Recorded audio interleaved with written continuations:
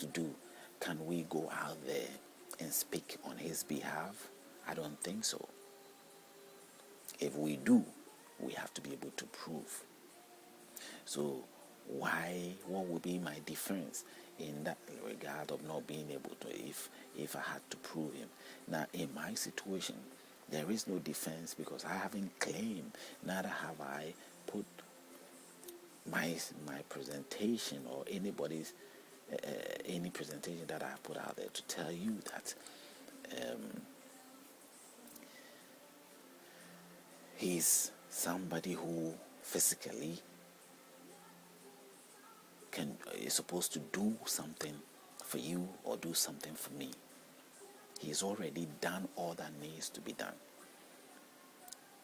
So if you embrace yourself as who you are, you have embraced the facts of life that is already there. You do not need to be challenged, or you do not need to have another reason of hope in any way. Life is just as you see it. It's a scientific point of view kind of approach, that how you may see it. But most scientists probably won't also believe in the divine God being there, So that is the slight difference that you are seeing here, or you are listening. But in every way, I know there is existence of the Spirit. But the Spirit has been established. And his establishment is the very things we see. In the religious sense, or the Christians, they might say the glory of God. This is the glory. I am part of the glory. The implemented physical things that we see that is before us is the glory. His glory. This is the glory that we live in. Now, what sort of miracle do you expect from this? This is the greatest miracle one could ever hope or think about. Now, sickness, death, and all these things, what am I to say about that? That is one thing also. Now, from my viewpoint, it is accepted. Because you have no choice. If you decide to say that, as the Bible writes and reveals in Revelations 20, verses 4, no, Revelations 21, verses 4 to 5, he says, and God will wipe away every tear from their eyes. There shall be no more death, nor sorrow, nor crying. There shall be no more pain, for the former things have passed away. Then he who sat on the throne said, behold, I make all things new. And he said to me, write, for these words are true and faithful. Acknowledging that there won't be sickness, there won't be death, there won't be pain, there won't be that, there won't be all that. This is what the Bible has revealed to us as to what Jehovah is claiming, that all these things are there. So he has acknowledged that death is there, sickness is there, everything is there.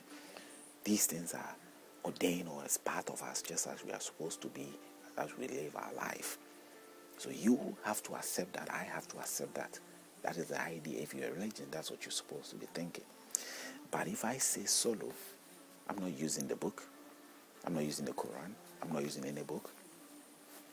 In reality, do I need to prove you that there's death? I don't need to prove to you. I don't need to do any miracle to prove why we die. It is a fact that we die. Now, we get sick. Of course, we do get sick. I say it's part of nature.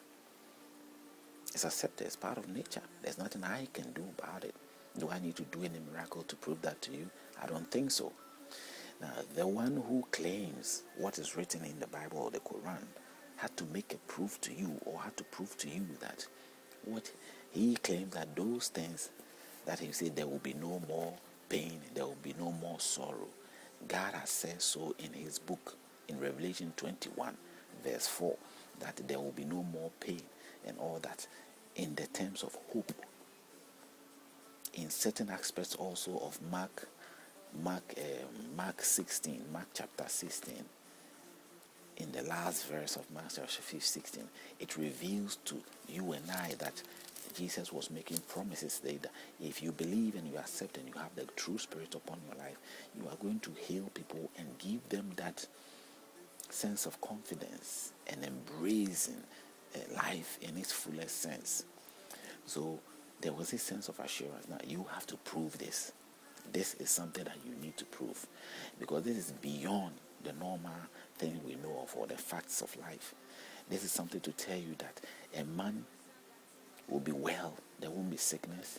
There won't be death. There won't be diseases. There won't be all those things.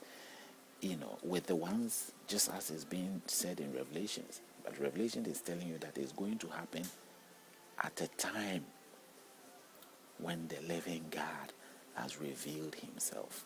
When the God has already revealed himself. But when it comes to what do you call it? When it comes to Mark 16, it is no more. It's more to do with real life today. Your life today, or the life of that moment of which the text was written, that you will have what? The power to live life. No difficulties of whatever. You have a smooth life, an assurance. Since you have the true force of spirit in your life, it says to you, you will walk over serpents. You will be healthy. You'll be well. You will overcome death. These assurances are there here in the book, in the same book. So such assurance is something that needs to be proven.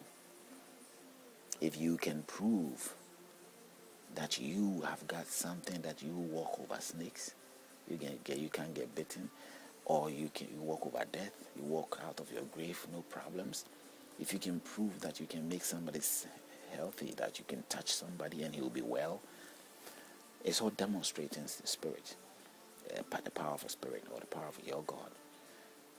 And so it becomes something that you need to demonstrate it and prove it in life. This is the hard task that you and I cannot fulfill, or you can't fulfill, and yet you choose to go along that line.